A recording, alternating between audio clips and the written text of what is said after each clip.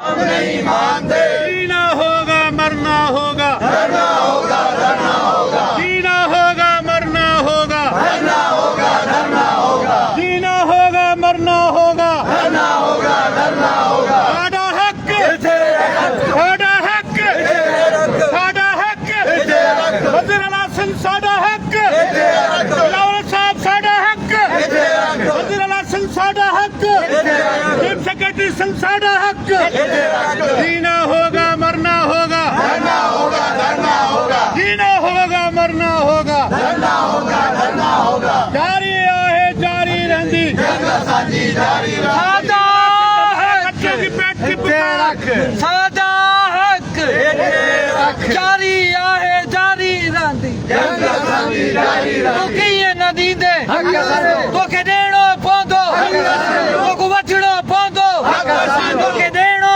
पवंदो। जारी आहे जारी रहंदी। जंग असांजी जारी रहंदी। तूं कीअं न ॾींदे तोखे ॾियणो पवंदो।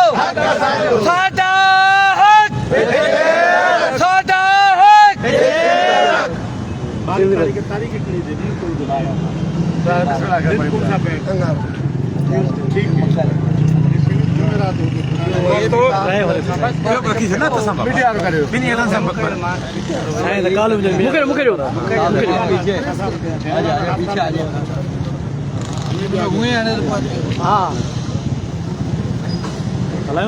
दोस्तों अस्सलाम वालेकुम। वो आहे त तंग थी मुंहिंजा माण्हू आख़िर जंग जीअण जी जोटे बीठा। तो जेको आहे सोचियो रहे पर तोखां अॻु सोचे बीठा। अॼु असां आल सिंध मुलाज़िम इताद एक्शन कमेटीअ जी मरकज़ी जेके अॻुवान हुयासीं 13 माण्हुनि ते मुश्तमिल असांजी सरकार सां ॻाल्हियूं रखियल हुयूं, जंहिंमें आल सिंध एक्शन कमेटी मुलाज़िम एक्शन कमेटीअ जो चेयरमैन साईं अब्दुल रहीम भारो साहब ऐं जो नियाज़मंद सिकंदर जतोई, साईं अब्दुल रहीम भारे जो तालुका आल सिंध इरीगेशन फेडरेशन जो साईं चेयरमैन आहे, ऐं साईं ज़ुल्फ़कार अली शाह आल पाकिस्तान लोकल गवर्नमेंट जो पाकिस्तान जो चेयरमैन आहे ऐं सूबाई सदर आहे। साईं मक़सूद अहमद मयसर साहब गस्टा सिंध जो सदर आहे। साईं असदुल्ला दुरानी साहब आपका पाकिस्तान जो मरकज़ी अॻुवान आहे। साईं आबिद हुसैन चांडियो ऐं साईं अहसानुल्ला मंगसी साहब आपका साकी ग्रुप जा मरकज़ी अॻुवान आहिनि। साईं सैयद अली रज़ा शाह साहब पंहिंजो कॉलेज जी लोअर स्टाफ जो जेको सिंध जो साईं सदर आहे नॉन टीचिंग स्टाफ जो। साईं अब्दुर्रहमान शर साहब पैरामेडिकल सिंध जो सदर आहे। साईं औरंगज़ेब महर साहब बि साईं साईं पैरामेडिकल जो पाकिस्तान पैरामेडिकल जो साईं सदर आहे अब्दुर्रहमान शर साहब उहो चेयरमैन आहे। साईं फराज़ अली साटरी साहब लोअर स्टाफ सिंध जो सदर आहे। ऐं आल पाकिस्तान लोकल गवर्नमेंट जो डिप्टी जनरल सेक्रेटरी साईं अली मर्दान शर साहब। असां अली मर्दान शेख साहब असांजे मुश्तमिल कमेटीअ जी अॼु कमिश्नर हाउस में गॾिजाणी रखियल हुई। असां 4 बजे खां असांजी वठ आई। होॾो मिनिस्टर साईं अब्दुल रहीम भारे साहब सां ऐं मूंसां बार लाइन ते हुया त असां हिकु मुतालबे खां सवाइ 2 मुतालबनि ते तव्हां सां वेहण जे लाइ तयारु आहियूं। डिप्टी कमिश्नर साहब ऐं SSP साहब ऐं ॿियनि जो जेको वफ़द हो उन जी बि असांखे वठ आई त DRA खां सवाइ 2 ते ॻाल्हियुनि जे लाइ मिनिस्टर साहब जन तयारु आहिनि ऐं तव्हां इन तां हथु खणो। असांजो इहो इनकार रहियो त असां DRA खां सवाइ कंहिं बि ॿिए मसइले खे अॻिते न वधाईंदासीं, कंहिं बि ॿिए मसइले ते असां न ॻाल्हाईंदासीं।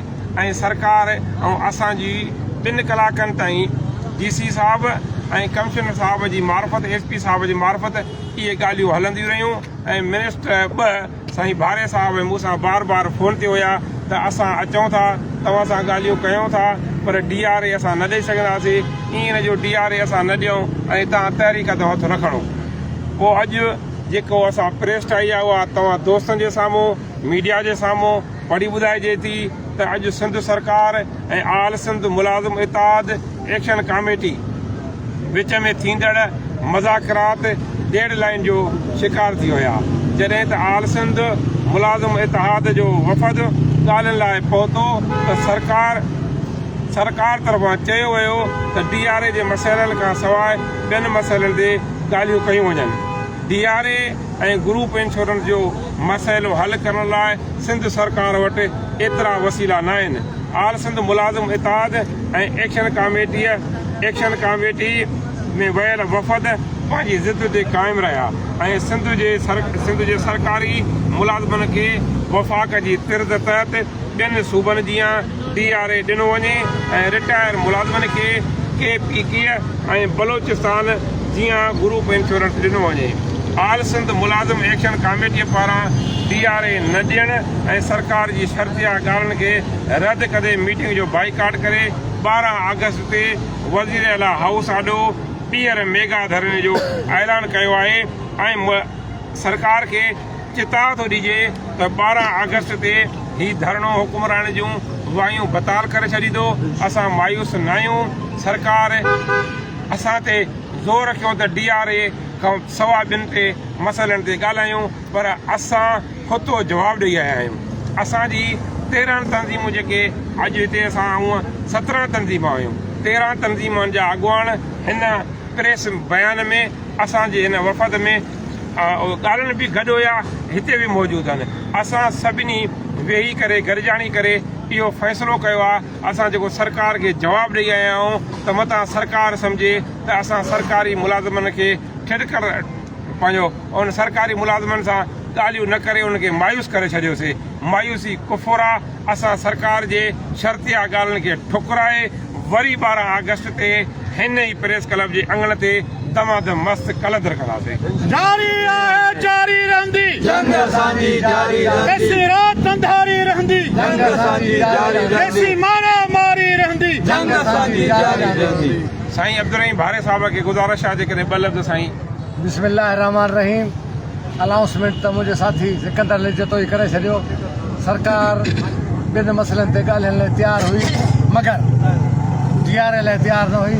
असांजो अॼु साॻियो मुतालबो आहे हर हाल में DRO बि वठंदासीं ग्रुप इंश्योरेंस बि वठंदासीं हेल्थ कार्ड बि वठंदासीं डिज़ीज़ कोटा जा फौती केस जेके पियल आहिनि उहे बि वठंदासीं। जेके मसइला सिंध सरकार में पिया आहिनि सारनि मुलाज़िमनि जा उहे सारा मसइला हल कराईंदासीं।